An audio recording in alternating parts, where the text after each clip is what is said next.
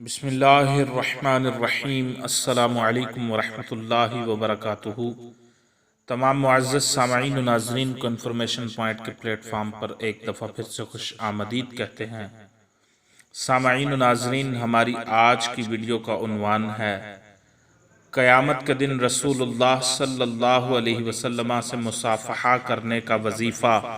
خود نبی کریم صلی اللہ علیہ وسلم کا بتایا ہوا عمل جس کے کرنے سے قیامت کے دن اللہ پاک ایک مومن کو، مسلمان کو یہ شرف عطا کرے گا کہ وہ رسول کریم صلی اللہ علیہ وسلم سے مصافحہ کا شرف حاصل کرے گا۔ القربۃ الی رب العالمین میں ابن بشکوال نے روایت نقل کی ہے کہ رسول کریم صلی اللہ علیہ وسلم نے ارشاد فرمایا، جو مجھ پر ایک دن میں 50 بار درود پاک پڑھے، قیامت کے دن میں اس سے مصافحہ کروں یعنی ہاتھ ملاؤں گا۔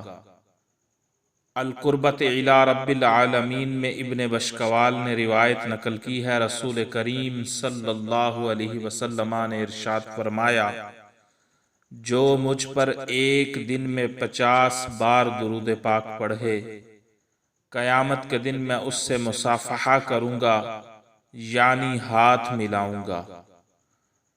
تو نبی کریم صلی اللہ علیہ وسلم نے خود یہ وظیفہ بتایا کہ جو روزانہ 50 مرتبہ مجھ پر درود پڑے گا، قیامت کے دن میں اس سے مصافحہ کروں گا، ہاتھ ملاؤں گا۔